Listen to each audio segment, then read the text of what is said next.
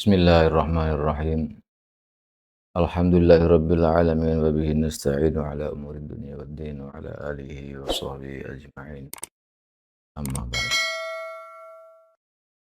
Faqala al-mu'allif rahimahullahu ta'ala wa nafa'ana bihi wa bi'ulumihi wa bi'ulumina fid dharain. Radhiyallahu ankum. Al-haditsur rabi' asyar. Dari hadis yang nomor 14. Iku an Anasin.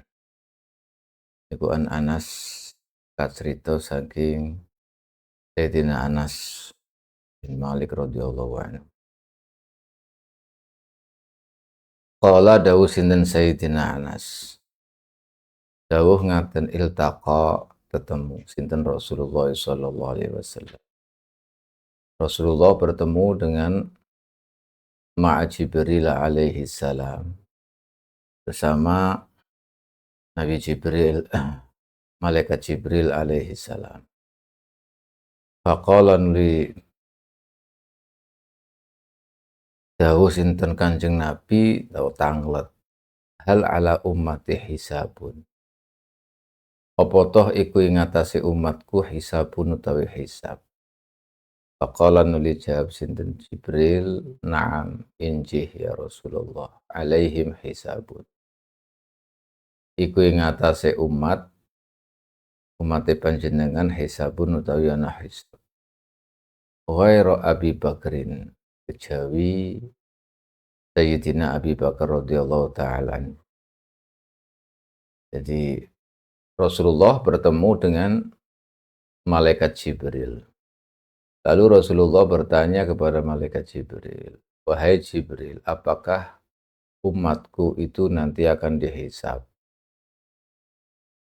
Lalu malaikat Jibril menjawab, "Na'am, iya. Umatmu nanti akan dihisab kecuali Sayyidina Abi Bakar radhiyallahu taala anhu. Laisa alaihi rauna iku ing atase Abu Bakar hisabun apa hisab." Kalau Sayyidina Abu Bakar tidak ada hisab. Yuqalu den dawuhaken lahu maring Abu Bakar apa ngaten, "Ya Abu Bakarin, wahai Abu Bakar. Udkhul jannah, mlebu sira al jannata ing swarga." Ketika disampaikan kepada Sayyidina Abu Bakar, "Wahai Abu Bakar, masuklah ke dalam surga," karena beliau tidak ada hisab. Maka beliau menjawab, "Qala la adkhulul jannata, orang mlebu sapa ingsun al jannata ing swarga hatta yadkhula sehingga mlebu ma'i sertane ingsun sapa man wong ahabba kang seneng sapa man ing ingsun fi dunya ing dalam." Kata Sayyidina Abu Bakar ketika disuruh masuk surga, "Wahai Abu Bakar, masuklah ke dalam surga," maka beliau menjawab, "Saya tidak akan masuk ke surga kecuali orang-orang yang mencintaiku masuk juga dalam surga bersamaku. Yang mencintaiku ketika di dunia, maka akan masuk bareng bersama Sayyidina Abu Bakar radhiyallahu anhu." Ini sahabat yang dijelaskan oleh Rasulullah. Di antara orang yang nanti tidak ada hisab atau langsung masuk surga yang sudah sesuai dengan nas hadis secara tertulis atau yang terkenal dengan al-mubasysyirina bil jannah, orang-orang yang nanti langsung masuk surga yang ada 10 nas hadis di antaranya Sayyidina Abu Bakar. Dan Sayyidina Abu Bakar ketika disampaikan kepada beliau, "Masuklah ke dalam surga," maka beliau menjawab, "Saya tidak akan masuk surga kecuali orang-orang yang mencintaiku di dunia dulu masuk bersama," kata beliau. Oleh karena itu ada cerita dari Sayyidina Anas radhiyallahu anhu. Anas bin Malik, rawi ini hadis. Beliau menjelaskan, "Suatu saat kami sedang duduk-duduk bersama Rasulullah sallallahu alaihi wa alihi wasallam. Ketika sedang duduk-duduk bersama Rasulullah, lalu ada orang laki-laki datang dari sahabat Rasulullah sallallahu alaihi wasallam. Sedangkan kedua betisnya itu bercucuran darah berdarah. Faqala Nabi sallallahu alaihi wasallam, lalu Nabi bersabda, bertanya, "Ma hadza?" Apakah ini, kenapa kamu datang ke sini, kaki kamu, betis kamu itu berdarah, bercucuran darah. Orang laki-laki itu kemudian menjawab, "Ya Rasulullah, marartu bikalbati fulan al-munafiq fanahastani fanahashatni." Ya Rasulullah, saya sedang lewatan di situ, kemudian ada anjing milik orang munafik, lalu anjing itu menggigitku, digigit oleh anjing. Maka Nabi Shallallahu alaihi wasallam menjelaskan, berkata kepadanya, "Ijlis, duduklah di sini." Lalu orang laki-laki itu duduk di hadapan Rasulullah Shallallahu alaihi wasallam. Setelah itu ada datang lagi seorang laki-laki kepada Nabi Muhammad Shallallahu alaihi wasallam yang lain, dari laki-laki yang kedua, dengan keadaan sama, kedua betisnya juga bercucuran darah, kedua kakinya bercucuran darah. Lalu Nabi bertanya, "Apa yang terjadi?"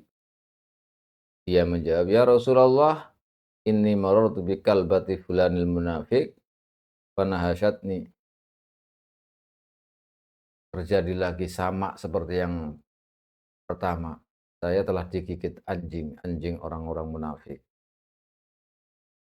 Lalu Rasulullah bangkit, berdiri, dan mengajak kepada semua sahabat-sahabat yang ada di situ kala itu. "Ayo kita pergi mencari mencari anjing tadi yang menggigit dua sahabat tadi. Kita bunuh kita bunuh anjing itu." Kemudian para sahabat dan Nabi itu berdiri, setiap orang waktu itu membawa pedang karena untuk membunuh anjingnya, bunuh anjing yang telah menggigitnya. Lalu ketika beliau bersama beliau-beliau ini, para sahabat, mendatangi atau menemui, mencari kalb, anjing itu tadi, dan hendak memukulnya, memukul kambing, anjing itu tadi dengan pedang-pedang yang telah dibawa tadi, maka anjing itu berdiri di hadapan Rasulullah Shallallahu alaihi wasallam. Dan anjing itu berdiri kemudian berkata dengan bahasa yang indah, dengan bahasa yang fasih, dengan bahasa yang lancar sekali. Anjing itu berkata kepada Rasulullah Shallallahu alaihi wasallam, "La taqtulni fa inni mu'minatun billahi wa rasulihi." Jangan kau bunuh aku karena aku telah beriman kepada Allah dan beriman kepada utusannya. Ini mukjizat Nabi. Di hadapan Nabi, anjing itu bisa berbicara dengan bahasa yang fasih, lancar. "Jangan engkau bunuh aku karena aku telah beriman kepada Allah dan kepada Rasul-Nya." Lalu Rasulullah menjawab, "Malaka nahasti hadainir rajulaini." Tapi kenapa kau menggigit kedua orang ini? Faqalat, "Ya Rasulullah, wahai Rasulullah, inni kalbatun ma'muratun." Saya ini, kata anjing ini, adalah anjing yang diperintahkan untuk menggigit kedua orang ini, atau diperintahkan untuk menggigit orang yang telah memisui Abu Bakar radhiyallahu anhu, mencaci Sayyidina Abu Bakar radhiyallahu anhu, dan mencaci Sayyidina Umar radhiyallahu anhu. Nah, jadi karena kedua orang ini mencaci Sayyidina Abu Bakar dan Sayyidina Umar, maka anjing itu menggigit kedua orang itu. Setelah itu qala Nabi sallallahu alaihi wasallam, "Ya hadzan, ama tasma'ani?" Wahai kedua orang, wahai kalian, kedua orang tadi yang digigit anjing, apakah kalian mendengar apa yang dikatakan oleh anjing tadi? Qala ya Rasulullah, inna kunna taibin ilallahi ta'ala wa rasulih.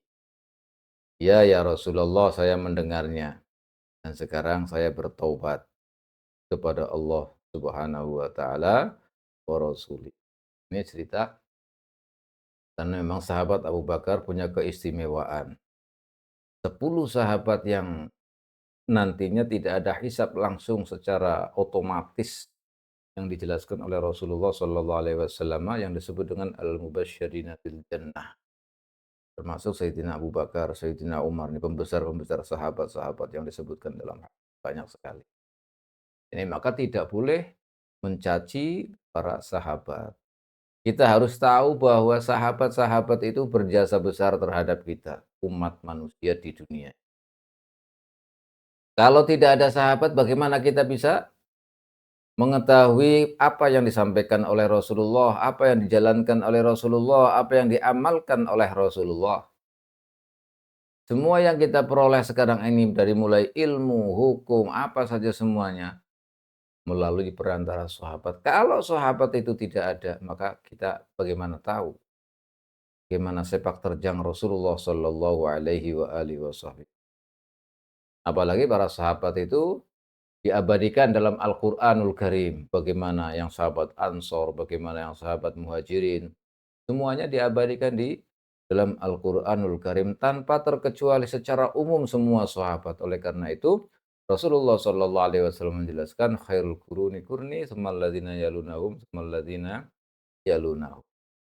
Dan cerita ini mengingatkan kita bahwa semua para sahabat itu adalah derajatnya paling luhur, paling tinggi. Jangan sampai kita mencaci Sayyidina Abu Bakar, Sayyidina Umar, ya para sahabat itu jangan sampai mencaci para sahabat. Banyak sekali riwayat-riwayat menjelaskan bagaimana tentang keutamaan para sahabat. Secara spesifik, hadis ini tadi bahwa ketika Rasulullah bertanya kepada malaikat Jibril, apakah umatku ada hisab? Ya, ada hisab kecuali Sayyidina Abu Bakar. Kalau Sayyidina Abu Bakar tidak ada hisab. Ini secara spesifik penjelasan Rasulullah Shallallahu Alaihi Wasallam yang didapat dari Sayyidina Jibril alaihi salam. Bahkan Sayyidina Abu Bakar itu ketika disuruh masuk surga, ya Abu Bakar, udkhulil jannah, masuklah ke dalam surga, maka Sayyidina Abu Bakar tidak mau menjawab, tidak mau masuk surga kecuali bersama orang-orang yang mencintainya ketika di dunia.